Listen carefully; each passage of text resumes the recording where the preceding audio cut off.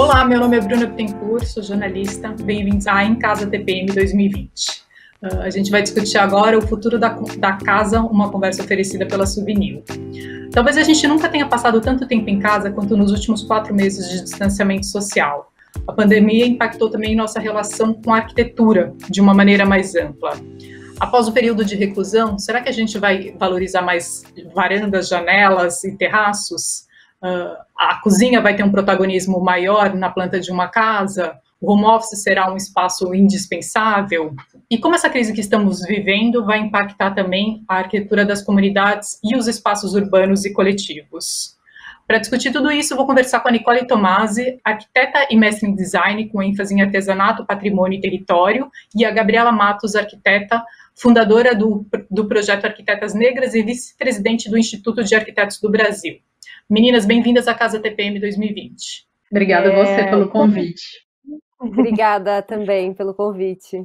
Meninas, queria começar perguntando como a relação com a casa de vocês mudou nesses últimos 4 meses de distanciamento social. Posso falar. No meu caso específico, eu sempre fui uma pessoa mais isolada, assim, eu já vivi em lugares mais isolados realmente, e ficar em casa nunca foi uma questão. O que mudou nesses meses foi uma relação maior que eu travei com a casa, né? Comigo mesma e como um reflexo disso com a casa, o que fez com que as coisas, com que eu trouxesse mais fluidez para os meus dias. Então, eu rearranjei alguns espaços, eu troquei algumas coisas de lugar, mas não muito, porque a minha casa já tinha essas características, assim, já existia essa minha busca de ter essa camada, né, da minha vida se relacionando comigo mesma. Então mudou, mas não mudou muito. E para você, Gabi?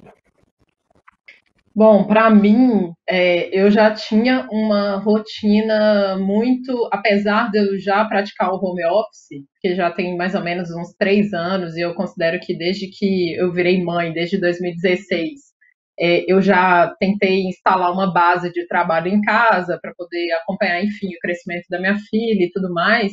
Apesar disso, eu tinha uma rotina que agora, por conta da pandemia, eu consigo ver que ela era extremamente ativa e fora de casa, sabe? Então, assim, de certa forma, a minha casa estava meio que ficando negligenciada nesse processo, sabe?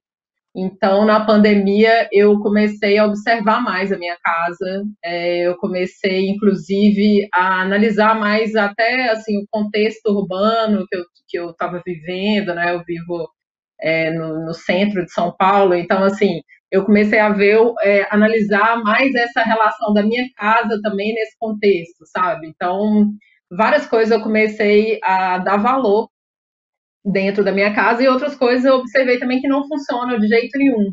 Então, assim, eu sempre fui uma pessoa que fico mudando a casa constantemente, sabe? Porque eu enjoo muito fácil do lugar.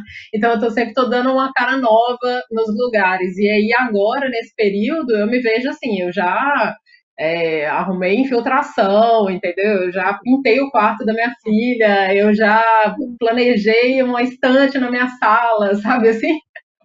É como se agora, tipo, porque eu estou dentro de casa, presa, digamos assim, eu fico tentando modificar tudo que eu não modifiquei, sei lá, no último ano que eu morei nesse apartamento, sabe assim?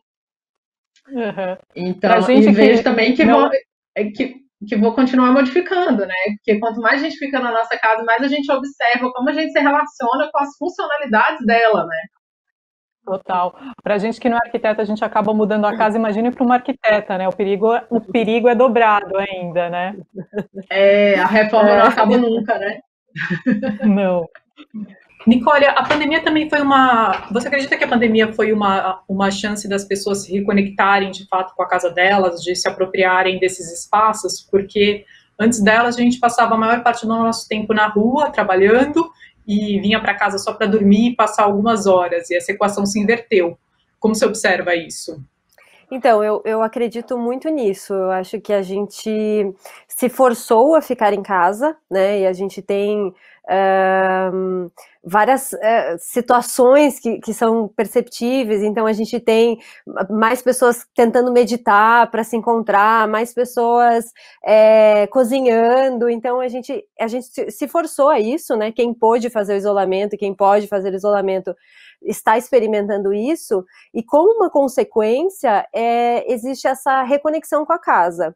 E a reconexão com a casa, ela pode ser exatamente isso, pode ser como a Gabriela falou, que é pintar uma parede ou mudar um espaço, fazer com que esse dia a dia dentro desse espaço seja muito mais agradável, muito mais confortável. Então a casa, ela deixou de ser esse lugar de chegar para dormir e se tornou esse lugar de segurança, né? A gente entende a casa hoje como um lugar, como uma redoma, onde a gente fica e está seguro.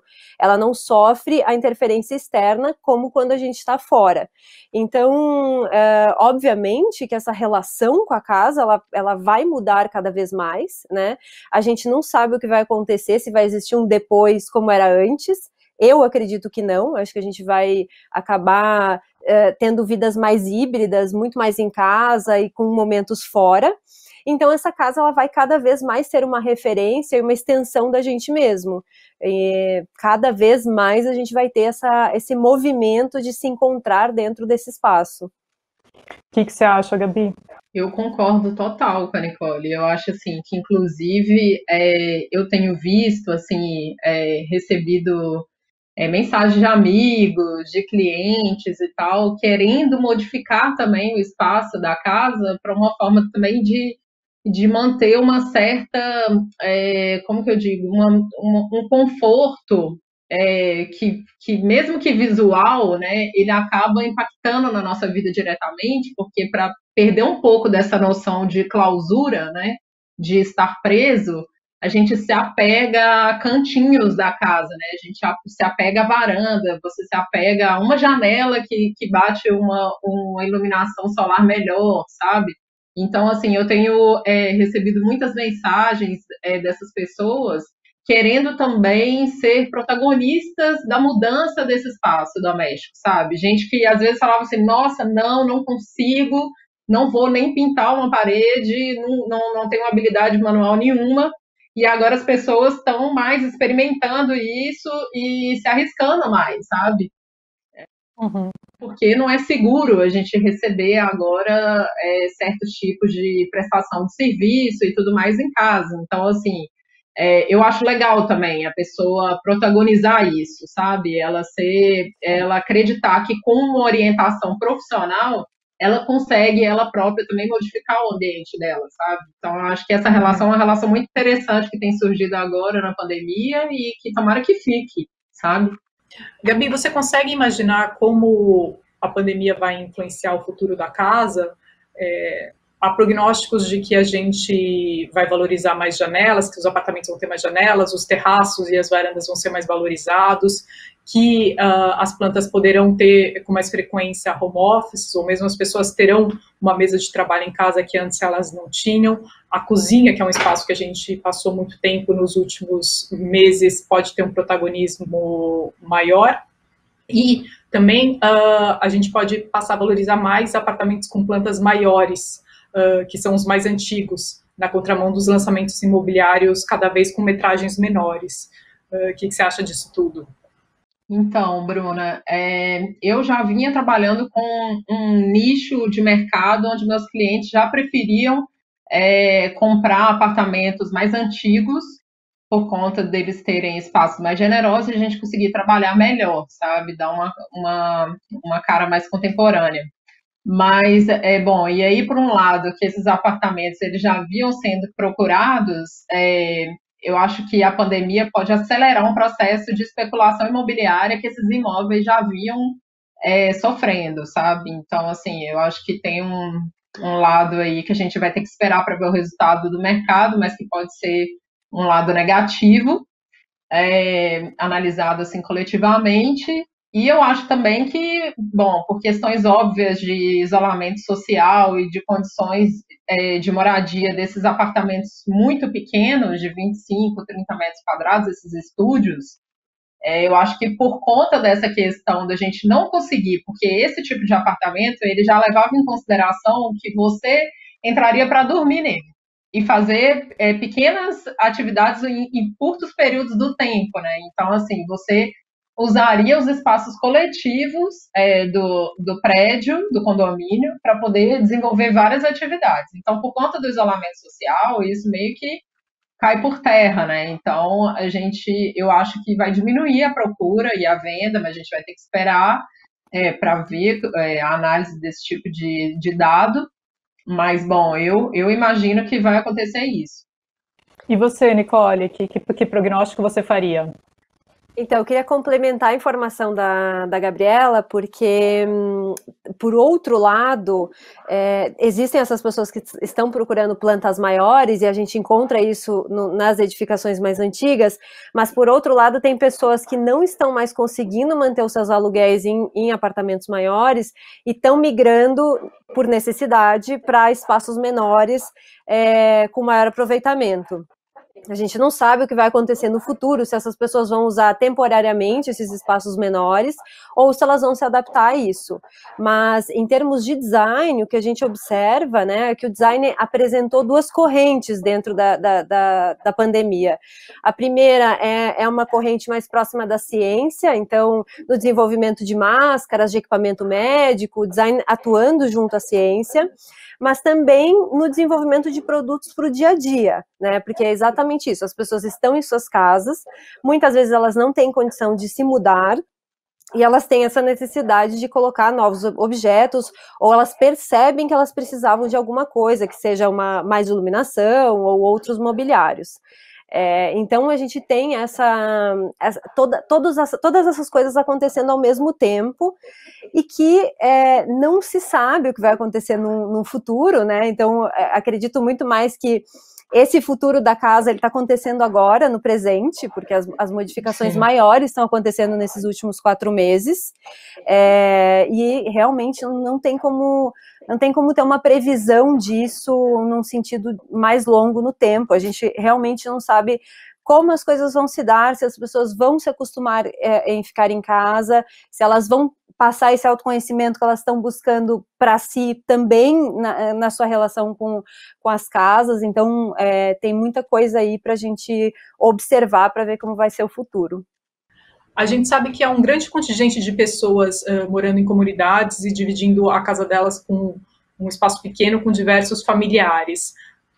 Com a influência da pandemia, como a arquitetura pode contribuir para melhorar a experiência dessas pessoas em morar? Bom, eu acredito que tem uma dimensão aí histórica e sistemática da condição de vulnerabilidade de boa parte assim, da população brasileira. Então, assim, mesmo que a gente está tratando das nossas realidades, tanto da minha quanto da Nicole, e do nicho onde a gente atua, é importante a gente entender que algumas dessas soluções, que inclusive a gente está propondo agora, elas são impossíveis de serem aplicadas em certas moradias, né, que tem uma condição extrema de vulnerabilidade. Então, assim, bom, eu acho que é uma junção, não só a arquitetura nesse caso, ela é uma ferramenta extremamente necessária, porque ela junto com outras questões, outras políticas públicas sendo desenvolvidas para poder resolver esse problema, ela tem sim um potencial de transformação. Só que se um monte de outras coisas não virem acontecendo em escalas, em camadas, a gente não consegue atingir. Mas, assim, bom, tem uma cartilha, por exemplo, que eu achei super interessante, que foi desenvolvida pelo Conselho de Arquitetura do Departamento do Rio de Janeiro, junto com outras entidades de classe, pensando soluções que podem ser agora, né, já implantadas nesses territórios mais vulneráveis. Então, assim, por exemplo, indicando aberturas em moradias que não tem sequer abertura ou que só tem uma porta, você faz uma abertura de 1 por 1, coloca uma tela de mosquiteiro se você não tem condição de colocar o vidro, enfim, vários tipos de soluções pensadas para cada realidade, sabe? Porque não adianta também a gente ficar só falando da nossa perspectiva sendo que essa perspectiva ela é muito mais urgente e muito mais alarmante, né, do que a perspectiva da classe média e da classe alta, né, classe média alta, etc.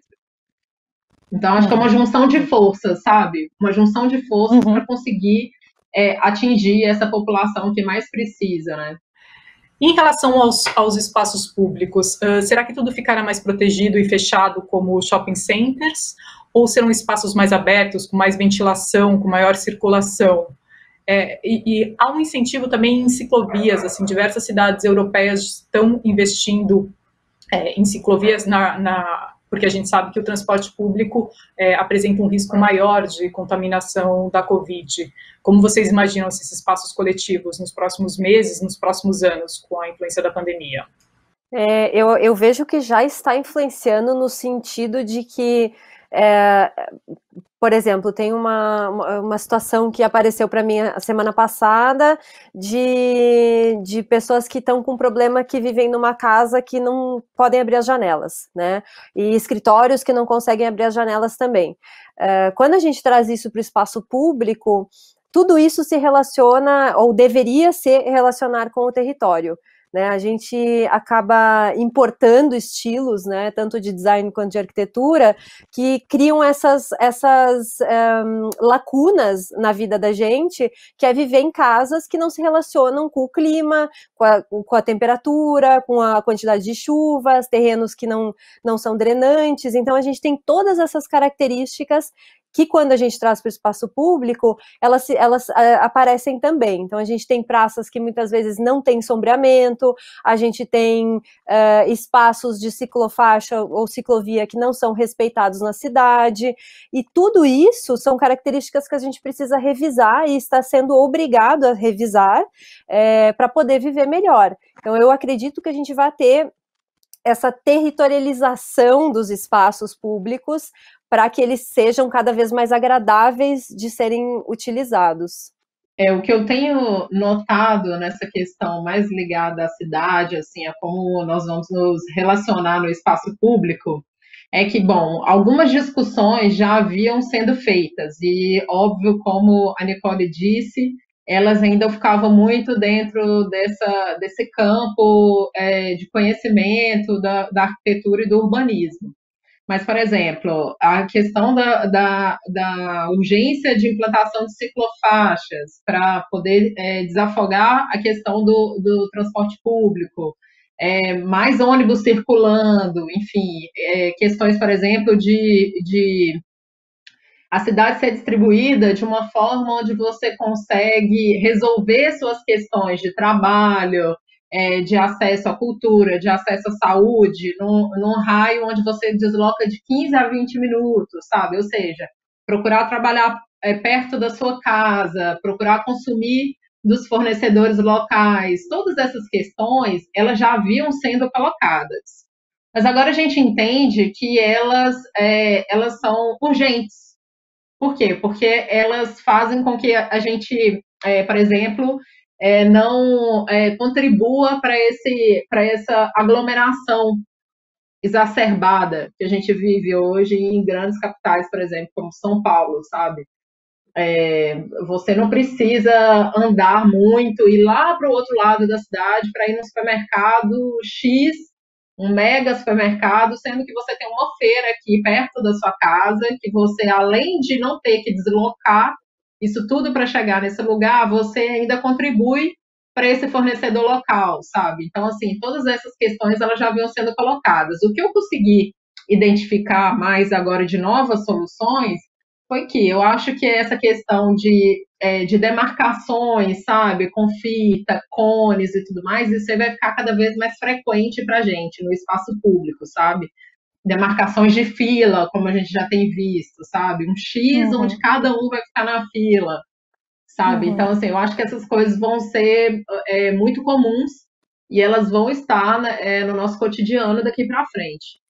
E o quanto vocês acham que todas essas mudanças aqui que a gente discutiu, elas serão momentâneas?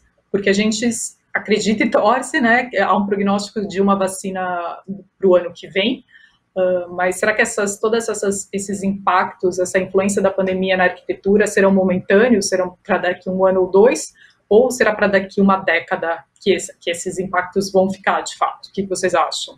Eu acredito que os impactos vão ficar por muito tempo, tanto os impactos positivos quanto os impactos negativos, porque foi tudo muito rápido e a gente teve que se adaptar cada um dentro das suas possibilidades de adaptação, logicamente, né?